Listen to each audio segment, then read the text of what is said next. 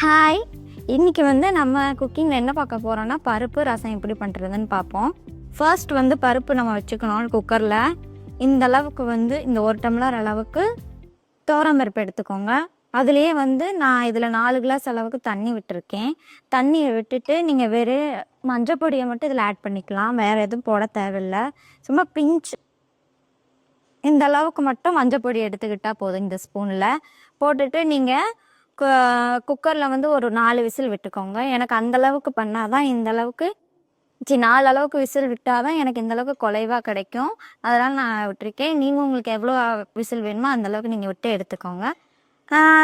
Whistle ஃபுல்லாக of ஆனதுக்கப்புறம் நீங்கள் வாட்டர் தனியாக செப்பரேட் பண்ணி எடுத்துக்கோங்க. இது ரசத்துக்கு நம்ம யூஸ் பண்ண போகிறோம். நான் எக்ஸ்ட்ரா கொஞ்சம் தண்ணி ரசத்துக்கு வேணுன்றதுனால விட்டுருக்கேன். அதனால் இவ்வளோ கிடச்சிருக்கு. உங்களுக்கு எவ்வளோ வேணுமோ நீங்கள் பார்த்து விட்டுக்கோங்க. இப்போ நம்ம ரசத்துக்கு தேவையான இன்க்ரீடியன்ஸ் பார்த்துருவோம். சின்ன வெங்காயம் வேணும். இந்த அளவுக்கு ஒரு 10லேருந்து 15 அளவுக்கு சின்ன வெங்காயம் எடுத்துக்கோங்க. அதை ஹாஃபாக கட் பண்ணி எடுத்துக்கோங்க. அப்போ நமக்கு நிறையா இருக்க மாதிரி இருக்கும் பார்க்குறக்கு. அதுக்கப்புறம் ஒரு 7 பல் பூண்டு எடுத்துக்கோங்க. இதை நம்ம தட்டி இதில் போட போகிறோம். அதுக்கப்புறம் இந்தளவு கருவேப்பிலை எடுத்துக்கோங்க. பருப்புக்கும் நான் போட போகிறேன், கொஞ்சம் ரசத்துக்கும் போட போகிறேன். அதனால் இவ்வளோ எடுத்திருக்கேன். உங்களுக்கு எவ்வளோ வேணுமோ எடுத்துக்கோங்க. நெக்ஸ்ட்டு ஒரு 5 காஞ்ச மிளகாய் எடுத்திருக்கேன். நான் உரப்பு கம்மியாக பண்ண போகிறேன், அதனால் இவ்வளோ தான் எடுத்திருக்கேன். உங்களுக்கு எவ்வளோ வேணுமோ அந்த அளவுக்கு நீங்கள் எடுத்துக்கோங்க. அதுக்கப்புறம் பூண்டு, இது நம்ம தனியாக அரைக்க போகிறோம். அதனால் நான் தோல் உள்ள பூண்டாகவே எடுத்திருக்கேன். ஓகே. எனக்கு இதுலேயே ஒரு 7-8 பூண்டு எடுத்துக்கோங்க. ஆனால் உரிக்க வேண்டாம். இது அப்படியே தோலோடையே போட்டு நம்ம அரைச்சிக்க போகிறோம். அவ்வளோதான். அப்புறம் 2 பச்சை மிளகா, இந்தளவுக்கு கொத்தமல்லி எடுத்துக்கோங்க. அப்போ தான் ரசத்துக்கு நல்லாயிருக்கும். இப்போ நம்ம மிளகு சீரகம் எல்லாம் போட்டு அரைக்க போகிறோம். எனக்கு உரப்பு கம்மியாக தான் வேணும். அதனால் இதில் 1 ஸ்பூனும் கொஞ்சமாக ஹாஃப் மட்டும் நான் எடுத்துக்கிறேன். நெக்ஸ்ட்டு சீரகம். இதில் நான் கொஞ்சம் கூட போட்டுக்கிறேன். இந்த ஸ்பூனில் 2 ஸ்பூன். நெக்ஸ்ட் இந்த வரமிளகாய், 5 வரமிளகாய். அப்புறம் இந்த உரிக்காத பூண்டு. 2 தக்காளி பழம் எடுத்துக்கோங்க. அதையும் நம்ம இதோட சேர்த்து அரைக்கணும். இப்போ புளி நம்ம எடுத்துக்க போகிறோம். அது ஒரு நெல்லிக்காய் சைஸ் எடுத்துக்கோங்க. நல்லா இந்த மாதிரி ஊறி வரணும். அந்தளவுக்கு தண்ணி வச்சு லைட்டாக ஹீட் பண்ணி எடுத்துக்கோங்க. ஓகே. இப்போ இந்த மிளகு சீரகம் இந்த பூண்டு இதெல்லாம் போட்டோம் இல்லையா, இது நம்ம ட்ரையாக தான் அரைக்க போகிறோம். நல்லா கொரகொரப்பாக அரைச்சிக்கோங்க.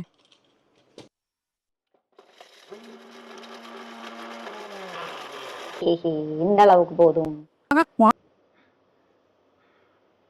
2 தக்காளி இதையும் இது கூட சேர்த்துட்டு அரைச்சிடணும்.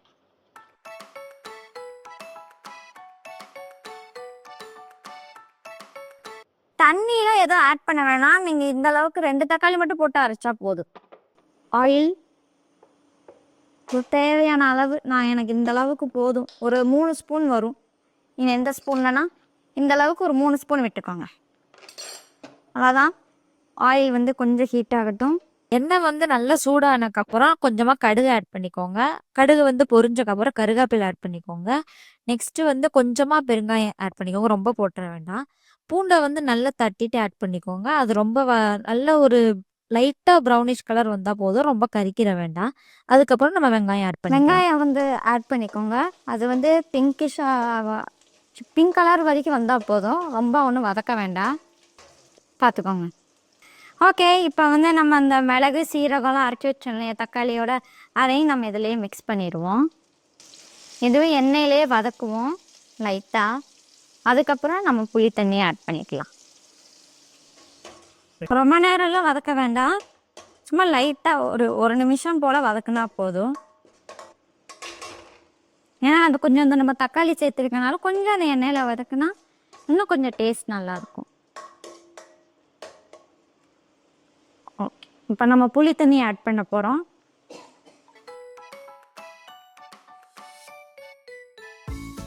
இந்த புளி தண்ணி ஆட் பண்ணோம் இல்லையா, அதோடையே நம்ம இந்த பருப்பு மிச்சம் பண்ண அந்த தண்ணியை ஆட் பண்ணிக்கலாம். எல்லாமே சேர்ந்து ஒன்றா தான் கொதிக்க போகுது. அதனால் ஒவ்வொன்றுத்துக்கும் தனித்தனியாக நம்ம கொதிக்க விட வேணாம். எல்லாத்தையும் ஒன்றாவே மிக்ஸ் பண்ணிடலாம்.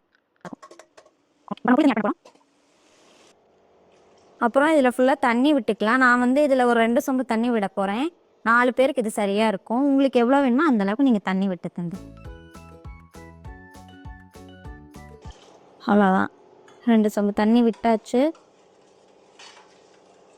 நல்லா மிக்ஸ் பண்ணிக்கோங்க. உங்களுக்கு வேணும்னா இதில் மல்லிப்பொடி கூட ஆட் பண்ணிக்கலாம். ஆனால் நான் ஆல்ரெடி மிளகு சீரகம் எல்லாத்தையும் இதில் போட்டிருக்கனால நான் எதுவும் ஆட் பண்ணல. உங்களுக்கு வேணும்னா கொஞ்சமாக ஆட் பண்ணிக்கோங்க. அவ்வளோதான். உப்பு வந்து ஆட் பண்ணிக்க போகிறோம் தேவையான அளவு. இப்போ வந்து இந்த அளவுக்கு நல்லா கை ஃபுல்லாக இருக்க அளவுக்கு கொத்தமல்லியை வந்து நறுக்கி எடுத்துக்கோங்க. அதை அப்படியே போட்டுக்கோங்க. கொத்தமல்லி வந்து நல்ல ஸ்மெல் வரும், நல்ல வாசனையாக இருக்கும். அதை அப்படியே போட்டுக்கோங்க. கொத்தமல்லி வந்து நல்ல ஸ்மெல். அவ்வளோதான். இது வந்து இந்த கொதிச்சு வரும் ரசம் வந்து ரொம்ப நேரம் கொதிக்கக்கூடாதுன்னு சொல்லுவாங்க. ஸோ அதனால் ரொம்ப நேரம் கொதிக்க வேண்டாம். இந்த கொதிச்சு அந்த நுர தள்ளி வரும்போது அந்த ஸ்டேஜில் நீங்கள் ஆஃப் பண்ணிக்கலாம். அவ்வளோதான். இப்போ பார்த்தீங்கன்னா நுர தள்ளி அங்கங்கே கொஞ்சம் கொஞ்சமாக அந்த பபிள்ஸ் வந்து கொதிக்க ஆரம்பிச்சிருச்சு. இந்த ஸ்டேஜில் வந்து நம்ம ஆஃப் பண்ணிக்கலாம். அவ்வளோதான், ரசம் முடிஞ்சுது. நெக்ஸ்ட் வந்து நம்ம பருப்பை தாளிக்க போகிறோம். ஒரு 2 ஸ்பூன் மட்டும் ஆயில் இட்டுக்கோங்க.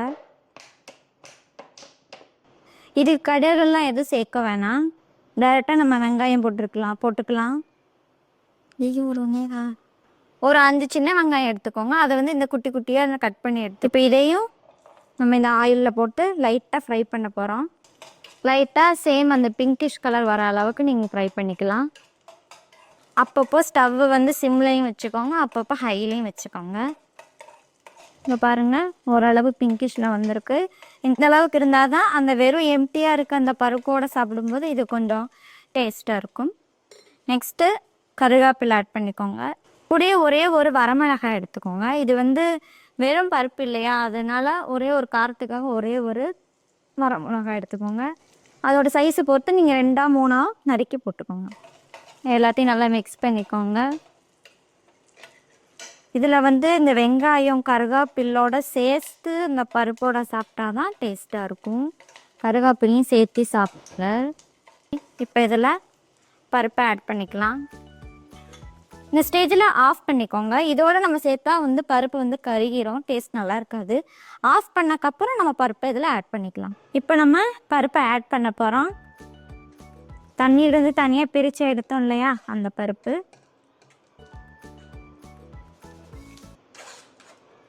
ஆட் பண்ணிக்கோங்க.